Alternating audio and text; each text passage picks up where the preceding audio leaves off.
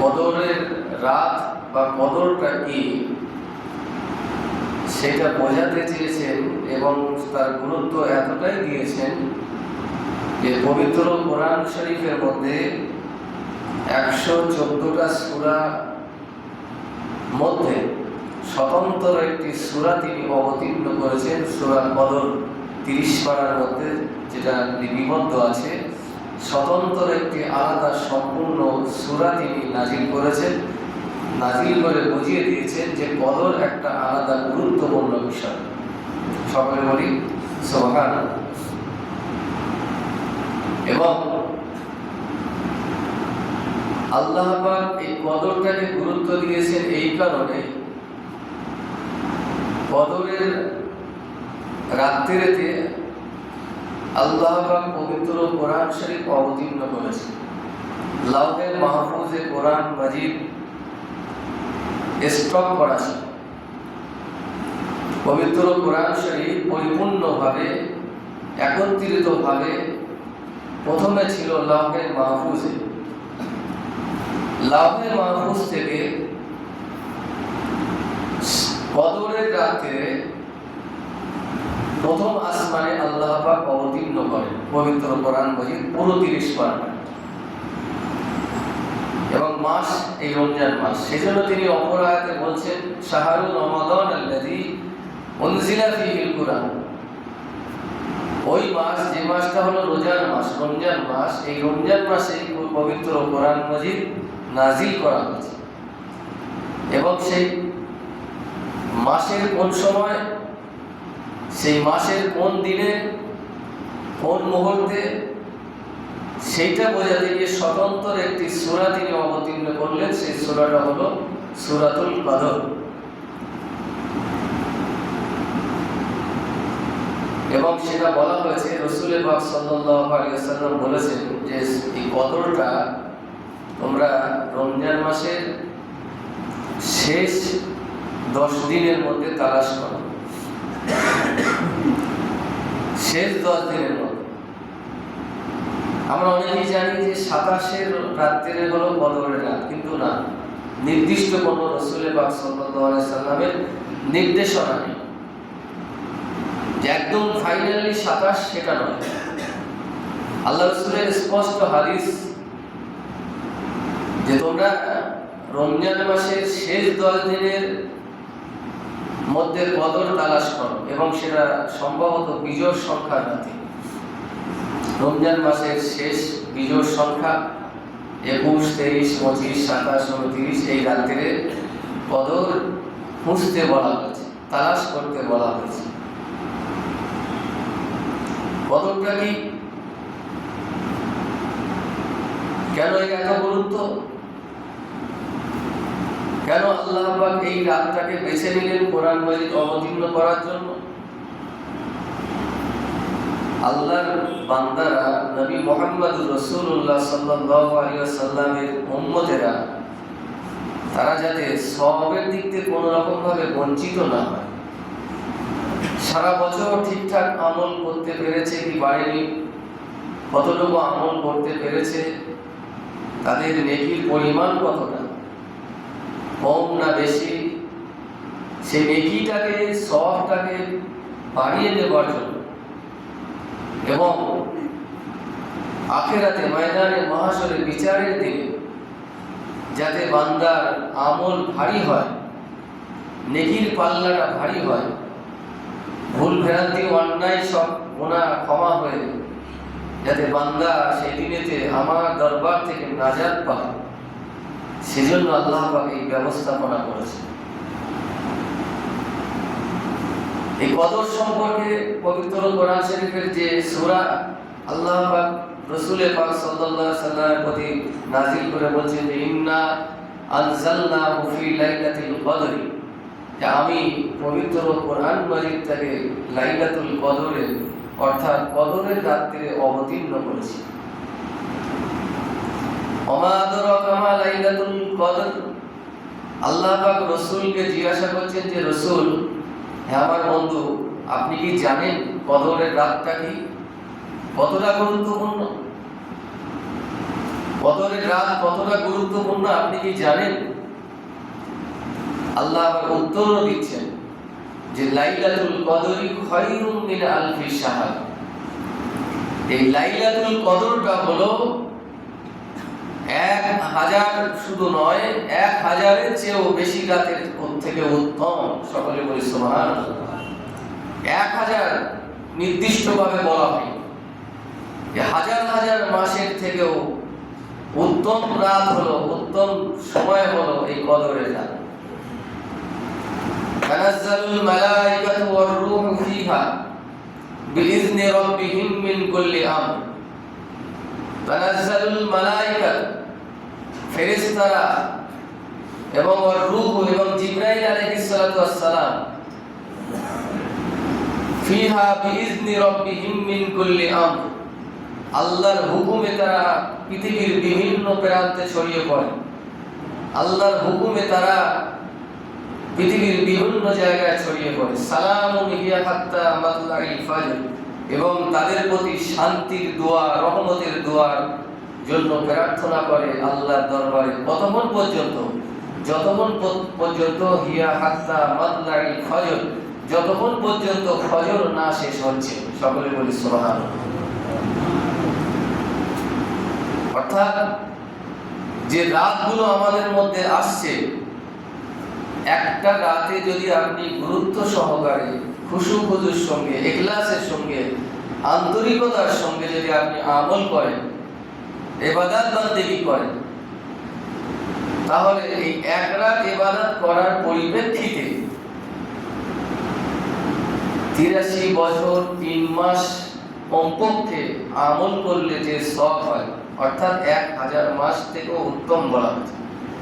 আমি যদি 1000 মাসও ধরি, মিন আলফি শাহর যদি ধরি, তাহলে 1000 মাস থেকেও যদি বেশি সওয়াব হয়, তাহলে 1000 মাস সমান সমান 83 বছর 3 মাস কম বেশি। আপনি আমল রাখবেন কোথায়? সওয়াব রাখবেন কোথায়? বান্দাকে তার কিয়ামতের দিনে, ময়দানে মহাশরে, হিসাবের দিনে, বিচারের দিনে আল্লাহ পাক যাতে করে নেকির পাল্লা ভারী হয়, নেকির পাল্লা যাতে ভারী লাগতে পারে, আমল যাতে বাড়িয়ে নিতে পারে, বান্দা গুনাহ করে ফেলছে, ঠিক আছে, গুনাহ যাতে ক্ষমা হয়, সেই ব্যবস্থা করার জন্য রাসূলের উম্মতকে এমন গুরুত্বপূর্ণ রাত কিছু দিয়েছেন যে একটা রাতে আপনি আমল করলে 83 বছর 3 মাস আমল করলে, 83 বছর 83 দিন নয়, 83 রাত নয়, 83 বছর আমল করলে যে সওয়াব হয়, আরে এর তো লেখা আছে।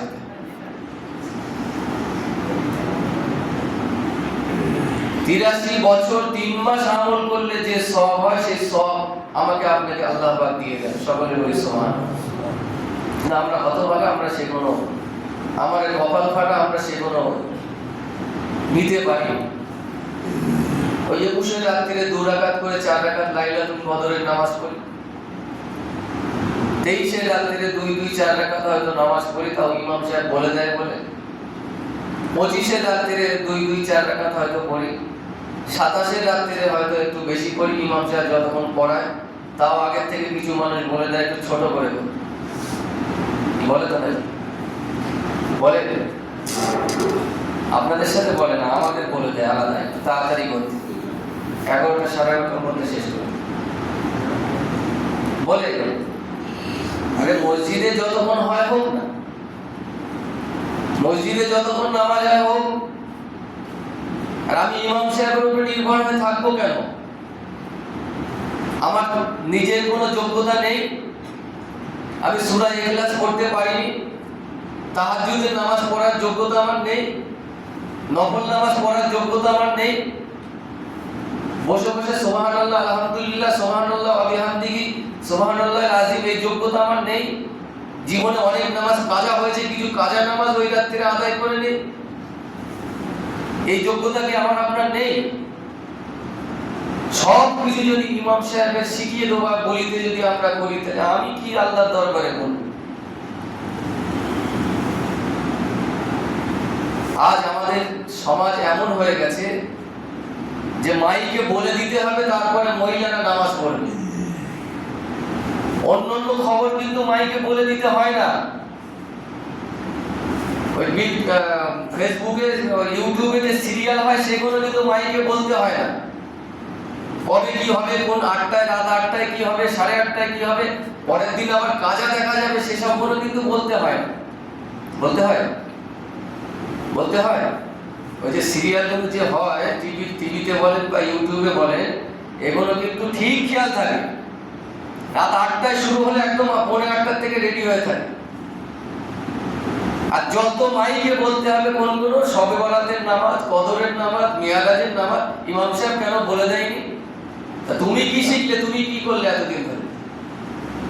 আমাকে লোক যদি ঠেলে ঠেলেই আমল করাতে হয়, তাহলে আমার কি মূল্য থাকলো? আমার ইমাম আবু হানিফা রহমাতুল্লাহ আলাইহির মত হলো, ইমাম আবু হানিফা রাহিমাহুল্লাহর মত হলো যে যদি কেউ একজন জঙ্গলে, একটা বাচ্চা যদি জঙ্গলে সে প্রসব হয়, কেউ নেই সেখানে, সেখানেই বড় হলো, যে কোনো কিছু খেয়ে বড় হলো, সেখানেই তার জীবন যাপন পরিপূর্ণ হলো, সেখানেই মৃত্যু হলো। তার কাছে কলমার দাওয়াত যায়নি, শরীয়তের কথা কেউ বলেনি, ধর্মের কথা কেউ বলেনি, কলমার দাওয়াতও দেয়নি, নামাজের কথা বলেনি, রোজার কথা বলেনি, তারও কিন্তু ঈমান আনতে হবে। তাকে নিজে নিজে সিলেক্ট করতে হবে, নিজের বুদ্ধি দিয়ে প্রকাশ্যে আনতে হবে যে আমি যে এখানে জন্মগ্রহণ করেছি, আমি জঙ্গলে মানুষ হয়েছি, জঙ্গলে বড় হয়েছি, জঙ্গলেই শেষ জীবন পর্যন্ত কাটিয়ে দিলাম, তাহলে নিশ্চয়ই একজন পরিচালক আছে। সেই পরিচালক যে কোনো কেউ হতে পারে, নিশ্চয়ই একজন পরিচালক আছে। সেই পরিচালক হলেন কে? স্বয়ং আল্লাহ। তাহলে তার কাছে কলমার দাওয়াত যায়নি, ইসলামের দাওয়াত যায়নি, শরীয়তের কথা তার কাছে পৌঁছায়নি, তার উপরে যদি ঈমান আনা ফরজ হয়, আমল করা যদি তার উপরে ফরজ হয়, আর আপনাকে তো রেগুলার প্রতি বছরই তো প্রতি সময় তো আপনাকে জানানো হয়। এগুলো আমাদের কি বলেন তো দুর্বলতা, আমাদের এগুলো কমজোরিতা, এগুলো আমাদের মানে কি বলবো, নিজেদের আমলের প্রতি অনীহা, আমলের প্রতি অনীহা। সেই মানদার তার আমলে কে বলে গেছে যে তাহাজ্জুদের নামাজ পড়লে নাকি ভয় হয়, ভয় দেখায়, সেই এতে করে নামাজই করে। এত বলে দেওয়া হয় যে অন্তত রোজার মাসে চেষ্টা করবেন যে তাহাজ্জুদের নামাজ, সব থেকে সুযোগ বেশি রমজান মাসে, তাই তো নাকি? সব থেকে সুযোগ বেশি তাহাজ্জুদের নামাজ আদায় করবেন, কিন্তু করে না। শবে বরাতের নামাজ দিয়ে পাগল, কদরের নামাজ দিয়ে পাগল, যেটা কোরআন মাজিদের মধ্যে সাব্যস্ত তাহাজ্জুদের নামাজ। অমিনাল লাইলি ফাতাহাজ্জাত বিহি নাফিলাতাল লাক আসা আইয়াবআসাকা রাব্বুকা মাকামান মাহমুদা। অন্যান্য নফল নামাজের কথা বলা হয়নি, যেটা অন্যান্য নফল নামাজ, সুন্নত নামাজ, সেগুলো রাসূলের হাদিস দ্বারা সাব্যস্ত। তাহাজ্জুদের নামাজ এত গুরুত্বপূর্ণ, যেটাকে বলা হচ্ছে কোরআন মাজিদের মধ্যে অমিনাল লাইলি ফাতাহাজ্জাত বিহি, রাত্রিরে তোমরা রাত জেগে তাহাজ্জুদের নামাজ আদায় করো। আর এরা মনে করে যে 2 রাকাত করে 4 রাকাত লাইলাতুল কদরের নামাজ পড়লাম, আমার কদর আদায় হয়ে গেল। আরে ফেরেশতারা আমার আপনার জন্য দোয়া করতে থাকে, তানাজ্জালুল মালায়েকাতু ওয়ার রূহু, টোটাল কোটি কোটি ফেরেশতা, এবং ওয়ার রূহু মানে জিবরাইল আলাইহিস সালাতু ওয়াস সালাম, ফিহা বিইজনি রাব্বিহিম, আল্লাহর হুকুমে। সালামুন, তারা শান্তির দোয়া করে, রহমতের দোয়া করে, বরকতের দোয়া করে, আমরা ভালো থাকবো বলে, আমরা আমাদের জীবন যাতে সুন্দরময় হয়, আমাদের আগামী ফিউচার, আমাদের ভবিষ্যৎ যাতে সুন্দর হয়, আমাদের জীবন, আমাদের দুনিয়া, আমাদের কবর, আখিরাত, মিজান, ফুলসিরাত যাতে সুন্দরময় হয়। কারা করে দোয়া? কারা করে? এক্ষুনি বললাম তো, কারা করে বলে? ফেরেশতারা। শুধু কি জিবরাইল ফেরেশতা না, আর অন্যান্য 4টে ফেরেশতা? কোন কোন ফেরেশতা? কোটি কোটি ফেরেশতা। তাদেরকে আমরা খাওয়া দিয়েছি? তাদেরকে খাওয়া দিয়েছি? তাদেরকে আমরা কি ঘর বাড়ি দিয়েছি, না নজরানা দিয়েছি, না হাদিয়া দিয়েছি?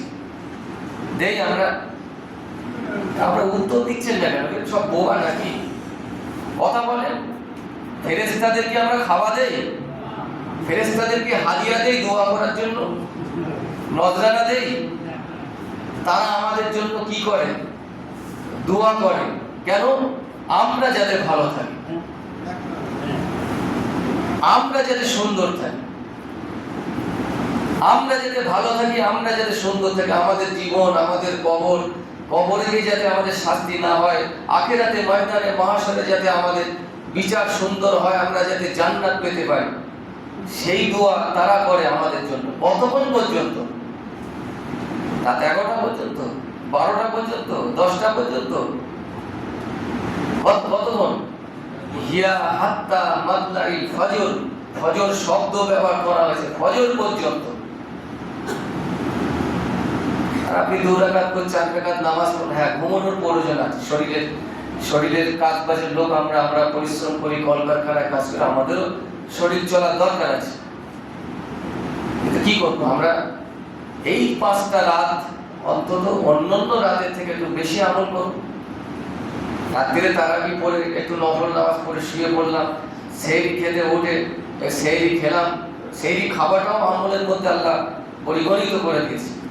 আপনি এশার নামাজ পড়লেন, তারাবি পড়লেন, নফল নামাজ আদায় করলেন, কিছু খেয়ে শুয়ে পড়লেন, ওই খাওয়াটা, শুয়ে পড়াটা, রাত্রিরে নিদ্রায় থাকাটা, সেহরি খেতে ওঠাটা, তাহাজ্জুদের নামাজ পড়া, তসবিহ পড়লেন, রাত্রিরে যাই করলেন সবটাই আল্লাহ আমলে পরিণত করে দেন। সকলে বলি সুবহানাল্লাহ। অনেকে আছে তো তারাবি পড়ে না, এশাই পড়ে না, রোজার ধার ধারে না, রোজার মাস কিভাবে তার দিয়ে কেটে গেল সে নিজেই জানে না। সুস্থ সবল ব্যক্তি রোজাই করে না। আর কিয়ামতের দিন আল্লাহ বুঝিয়ে দেবে যে রোজা কি প্রয়োজন, রোজার প্রয়োজন ছিল কিনা। আপনি করছেন না সেটা আজকে বুঝতে পারছেন না। আপনি ভাবছেন যে আমি পার পেয়ে যাচ্ছি, আমি ছাড় পেয়ে যাচ্ছি। আল্লাহ ছাড় দেয়, কিন্তু কি করে? ছাড় দেয়, ছেড়ে দেন না। এখন ছেড়ে দিচ্ছেন, আপনি বুঝতে পারছেন যে আমি লোকের দেখাচ্ছি আমার শরীর খারাপ, গ্যাস, আমার এই ওই হ্যালো কেন আমি বলতে পারিনি, আমার হাঁটুর ব্যথা, আমার কোমরের ব্যথা, আমার পিঠের ব্যথা। আল্লাহ কিন্তু ইন্নাল্লাহা আলিমুম বিযাতিস সুদূর, আল্লাহ পাক তার সিসি ক্যামেরার মাধ্যম দিয়ে আপনার শরীরের চামড়ার ভিতরে, আপনার দেহের ভিতরের অন্তরের দিলে কি আছে সবকিছু দেখতে পাচ্ছেন। আপনি নিজেকে কাল কিয়ামতের মহাময়দানে একজন ইসলামের অনুসারী হিসেবে কি বলে দাবি করবেন? নবীর উম্মত হিসেবে আপনি কি বলে দাবি করবেন যে আমি একজন নবীর উম্মত? 1 মাস রোজা চলে গেল, 1 মাস লাস্ট 10 দিন কদর চলে গেল, এত গুরুত্বপূর্ণ মাস চলে গেল, আপনি আল্লাহর সঙ্গে কোন রকম সম্পর্ক তৈরি করতে পারলেন না। আপনি কিসের অনুসারী? দুদিন, একদিন ঈদের, রোজার ঈদের দিন, কুরবানি ঈদের দিনে দেশের নতুন পাঞ্জাবি পরে আপনি দেখাবেন যে বিশাল কিছু আমি করে ফেলেছি। আল্লাহ রাসূল পরিষ্কার বলছে ঈদ তাদের জন্য নয়। কাদের জন্য? ঈদ তাদের জন্য নয় যারা রোজা রাখলো না। আর কুরবানির দিন কুরবানি করার ক্ষমতা থাকার পরেও যে কুরবানি দিল না, তার জন্য ঈদ নয়। কার কথা? সালাউদ্দিন গাজীর কথা? সালাউদ্দিন গাজীর কথা? কার কথা? 1450 বছর আগে নবী মুহাম্মদুর রাসূলুল্লাহ সাল্লাল্লাহু আলাইহি ওয়াসাল্লাম তিনি ঘোষণা করে গেছেন। 1450 বছর আগে। যদি কোনো অবজেকশন থাকে তাহলে তার নামে আপনার করতে হবে অবজেকশন, আমার নামে করে লাভ হবে না। এজন্য গুরুত্বপূর্ণ মাস চলে যাচ্ছে। হযরত ওমর ফারুক রাদিয়াল্লাহু আনহু, অনেক সাহাবারা কাঁদতেন রোজার মাস চলে গেলে, যে কি হারিয়ে ফেললাম। আমাদের মধ্যে সেই রিসার্চ নেই, সেই গবেষণা নেই, সেই ফিকির নেই, চিন্তা ভাবনা নেই। আরে একবার যদি কোরআন শরীফের সূরা ইখলাস 3 বার তেলাওয়াত করেন, 1 খতম কোরআনের সওয়াব হয়। আর যদি রমজান মাসে করেন, 70টা কোরআন খতমের সওয়াব হয়। প্রত্যেক দিন যদি আপনি 3 বার করে তেলাওয়াত করেন, 3 × 7 = 21, কতবার? মানে আপনার 1 মাস যদি প্রত্যেকদিন আপনি এটা আমলে পরিণত করেন যে আমি 3 বার করে অন্তত সূরা ইখলাস পড়ব, তাহলে 70 × 30 কত হচ্ছে? 2100। তাই তো নাকি? না ভুল হলো? হ্যাঁ, কত কোরআনে সব, মানে আল্লাহর নবী মুহাম্মদুর রাসূলুল্লাহ সাল্লাল্লাহু আলাইহি ওয়াসাল্লামের খাতিরে, তার উম্মত হবার সুবাদে আমাদের আমল কম হবে? নবীর উম্মত, আমার বন্ধু দোস্ত হাবিবের তার উম্মতরা কাল কিয়ামতের মহাময়দানে আমল নেকি কমলিয়ে উঠবে? আল্লাহ সেটা চাইছে না। সেটা আল্লাহ বলছে আমি তাদের ব্যবস্থা এত সুন্দর করে দেবো, অল্প খাটবে, বেশি তারা মজুরি পাবে। অল্প খাটবে, 10 মিনিট খাটবে, 10 ঘন্টার মজুরি পাবে। আর আপনি অবহেলা করে গুরুত্বহীন ভাবে কাটিয়ে দিচ্ছেন এই মাসটাকে। আমরা এই মাসটা যেটা যতদিন বাকি আছে ততদিন আমরা গুরুত্ব দেবো কি দেবো? দেবো তো ইনশাআল্লাহ, দেবো তো কি দেবো কি দেবো না? প্রত্যেকেই অভ্যাস করবেন অন্তত তাহাজ্জুদের নামাজ রাত্রিরে পড়েন। তাহাজ্জুদের নামাজ পড়লেন, সূরা ইখলাস তেলাওয়াত করলেন। যারা এখনো রোজা রাখেন না, আমি হাত জোর করে আপনার কবরের শান্তি থাকার জন্য ময়দানে মহাশূরে আপনি যাতে আল্লাহর দরবারে আপনি মুখ দেখাতে পারেন একজন ইসলামের অনুসারী হিসেবে, আপনি রোজা রাখার চেষ্টা করেন। অনেক হিন্দু ভাই রোজা রাখে, জানেন? খবর আছে আপনাদের কাছে? অনেক হিন্দু ভাই রোজা রাখে, রোজার মাসে রোজা রাখে, প্রকাশ্যে আনে না। তারা জানে সায়েন্টিফিক মেডিকেল সায়েন্সে বলা হয়েছে যে রোজার এত গুরুত্ব যে আপনার সারা বছরের শরীরে যে যত রকম জার্ম আছে, ভিতরে যে কত নোংরা, কত শরীরে যে ভাইরাস আছে, সেসব এই রোজার মাধ্যম দিয়ে আল্লাহ পাক সেগুলো নির্মূল করে দেয়। সকলে বলি সুবহানাল্লাহ। মেডিকেল সায়েন্সের গুরুত্ব, এর শরীয়তের দিক দিয়ে গুরুত্ব, সামাজিকভাবে গুরুত্ব। এই মাসে দেখেন সবার সাথে একটা ভ্রাতৃত্ববোধ তৈরি হচ্ছে। এক জায়গায় নামাজ পড়া, এক জায়গায় ইফতার করা, একসাথে আমি ইফতার দিচ্ছি, আমার 5টা পরিবার পাশের পরিবারকে দিচ্ছি, যেটা অন্য মাসে খুব কম হয়। তাই তো নাকি? অন্য মাসে হয় না। কত রকম সুন্দর সিস্টেম সারা পৃথিবী জুড়ে, সব একসাথে ইফতার হচ্ছে। কোনো ধর্ম এরকম নেই যে সব একসাথে একটা আমল, সব একসাথে একটা কাজ করা হয়। সারা পৃথিবী জুড়ে মাগরিবের আজান হচ্ছে, মুসলমানরা ইফতার করছে। কত ইসলাম, কত শান্তিপূর্ণ, কত শৃঙ্খলাপরায়ণ, কত সুন্দর ব্যবস্থাপনার মধ্য দিয়ে আমরা পেয়েছি। আজ চিন্তা করেন তো সেই গাজার মুসলমানের কথাটা, আপনারা দেখেছেন তো ফেসবুক, হোয়াটসঅ্যাপে বা সোশ্যাল মিডিয়া দেখছেন তো? একটু পানি পাবে তাদের সেই ব্যবস্থা নেই। একটা গাড়ির থেকে টুপিয়ে 2-4 ফোঁটা পানি পড়ছে, সেটা একটা পাত্রে ধরে তার বাচ্চাকে খাওয়াচ্ছে।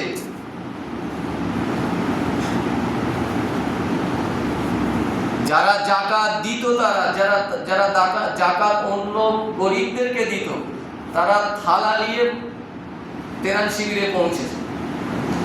আমাকে আপনাকে কিন্তু আল্লাহ এটা ব্যবস্থা করবে, অনেক ভালো লেগেছে। কোটি কোটি শুকরিয়া আল্লাহ, কোটি কোটি শুকরিয়া যে আল্লাহ পাক আমাদের এত সুন্দর ব্যবস্থার মধ্যে দিয়ে আমরা রয়েছি। আমরা সেই গাজার ফিলিস্তিনের মুসলমানদের জন্য অন্তরের স্তর থেকে আল্লাহর দরবারে দোয়া চাই, আল্লাহ বিশ্বের মুসলমানদেরকে হেফাজত করে।